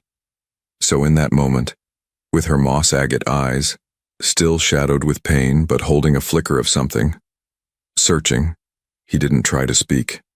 Instead, his answer began with a vow, silent and absolute, forged in the crucible of his near death and her sacrifice. He would spend the rest of his existence showing her why, not by explaining the darkness he'd fallen into, but by becoming the wolf, the mate, the alpha he should have always been. His penance wouldn't be in words, but in every breath, every action, every heartbeat dedicated to rebuilding not what they had, but something stronger, truer, forged in the very fires that had almost consumed them both. And so, that fragile seed of hope, born in the despair of her potential loss, began to unfurl its first tender leaf. The seasons turned, a slow, patient balm upon the raw wounds of their pack and their hearts. Spring bled into a lush, vibrant summer, then softened into the melancholic beauty of autumn, and finally yielded to the stark, cleansing embrace of winter. And through it all, Kael worked. He didn't reclaim his alpha title. He wouldn't even consider it. Not until Lyra deemed him worthy, if she ever did. He served the council, his mother Maeve and his loyal beta Rorik, with a humility that surprised everyone, most of all himself. He took on the hardest patrols, the most menial tasks, his once proud shoulders now bowed not in defeat, but in quiet, uncomplaining servitude. His days were a rhythm of duty to the pack and an unwavering, gentle devotion to Lyra's continued healing. He would leave bundles of her favorite mountain herbs outside her secluded cabin, the one she'd returned to as soon as she was strong enough to walk, needing the solitude of her ancestral lands. He'd ensure a steady supply of firewood was always neatly stacked by her door, that fresh game was left where her owl familiar, Orion, could easily find it for her. He never intruded, never presumed, never pushed. He simply was there, a distant, constant, protective presence. Looking back, I realize those quiet months of service were me learning the language of true love, Kael often thought. A language spoken not in grand declarations but in the steady, unwavering beat of a devoted heart. Lyra, for her part, healed slowly, her physical strength returning with the resilience of the mountain flora she so loved. Her spirit, though, that was a different landscape, one scarred by his betrayal, by Nia's treachery, by the poison that had nearly stolen her life. Kael would catch glimpses of her sometimes, a flash of her dark hair as she moved through the forest, the proud set of her shoulders as she consulted with Maeve on pack matters, her wisdom as a healer, and her connection to the old ways becoming an invaluable asset to the council.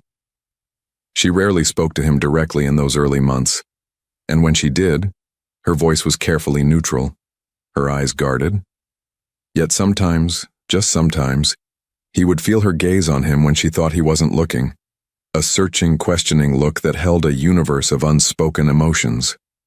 Was it anger, lingering pain, or something else, something fragile and tentative, like the first snowdrop pushing through frozen earth? He didn't dare to hope too much because hope, he'd learned, could be a cruel master. Instead, he simply continued his quiet vigil, his patient atonement. He knew, with a certainty that settled deep in his bones, that this was a debt he could spend a lifetime repaying, and it still wouldn't be enough. One crisp autumn afternoon, when the scent of wood smoke and fallen leaves hung heavy in the air, Kael was down by the singing stream, the place where so many lifetimes ago he and Lyra had first confessed their burgeoning love, their paws brushing under the dappled sunlight. He was reinforcing a section of the bank that had been weakened by early rains, his movements methodical, his thoughts, as they often were, on Lyra. He didn't hear her approach, so lost was he in his work and his memories. But then he felt it, that subtle shift in the air, that faint, beloved scent of mountain rain and pine. His heart leaped, a wild, hopeful thing. He straightened slowly, turning, his breath catching in his throat. She was standing there, just a few feet away, Orion perched on a branch above her, watching him with those unnervingly intelligent golden eyes. Lyra looked stronger, her face still pale but her eyes clearer, less shadowed than he'd seen them in what felt like an eternity. "Kael," she said, her voice soft, yet carrying easily in the still afternoon air. It was the first time she'd sought him out, the first time she'd spoken his name without that carefully constructed wall of neutrality around it. "Lyra," he managed, his own voice rough with emotion. He wanted to rush to her, to fall at her feet, to beg for a forgiveness he knew he didn't deserve. But he held himself still, waiting, letting her set the pace, as he had vowed to do. She took a step closer, then another, until she was standing right before him. The silence stretched, filled only with the gentle murmur of the stream and the rustle of autumn leaves. And then she did something that made his world stop. She reached out, her slender fingers, so capable, so gentle, and hesitantly, tentatively, touched the jagged scar that Nia's burning brand had left on his shoulder during their desperate fight in the den. Her touch was light as a breath, yet it seared through him, a jolt of pure, unadulterated sensation. "Does it still pain you?" she asked, her voice barely a whisper, her gaze fixed on the scar, then lifting to meet his. He couldn't find words, so he simply shook his head, his eyes drinking her in, memorizing every detail of her beloved face. "Not anymore," he finally managed, his voice thick. "The only pain I feel now, Lyra, is the one I caused you. And that is a pain I will carry always." A flicker of something unreadable passed through her eyes. Sadness, yes, but something else too. Understanding, acceptance. "Kael," she said, her hand still resting on his shoulder, her touch a fragile bridge across the chasm of their shared suffering. "I have watched you these past months. I have seen a change, a deep one." She paused as if searching for the right words. "The wolf I knew, the one who walked away. I don't see him when I look at you now." His heart squeezed. "He is gone, Lyra," Kael said, his voice raw with sincerity, dead and buried in the ashes of his own arrogance and folly. "The wolf who stands before you now, he only wants one thing." "And what is that?" she whispered, her gaze searching his, vulnerable, hopeful. "A chance," he breathed, his own eyes pleading. "Just a chance, Lyra, to earn back your trust, to be the mate you deserve, to build something new, something better from the ruins of what I destroyed." As if fate demanded it, as the wind shifted through the whispering pines, he saw a tear trace a path down her cheek, then another. But these were not tears of sorrow, he realized with a dawning, incredulous joy. They were tears of release. With a small, choked sob, Lyra stepped into his embrace, her arms wrapping around his waist, her face pressing into his chest. And Kael held her as if she were the most precious, most fragile thing in the universe, his own tears finally falling, mingling with hers, a silent testament to their shared pain, their shared hope. "Oh, Kael," she murmured against his heart, I think I've missed you." And those words, those simple, miraculous words, were the key that finally unlocked the last frozen chambers of his guilt-ridden soul, flooding him with a warmth, a light, so profound it was a rebirth. He didn't know what the future held, not truly. He knew the scars would always be there, a reminder of their journey through the darkest of valleys. But in that moment, holding Lyra in his arms by the singing stream, with the scent of autumn and forgiveness in the air, he knew, with every fiber of his being, that they would face it together.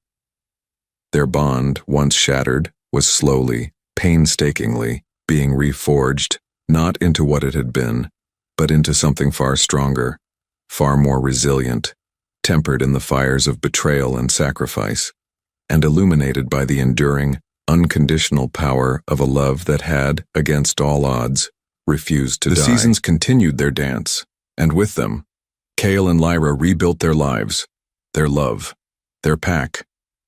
Their recommitment ceremony wasn't a grand affair, no alpha pronouncements or elaborate rituals.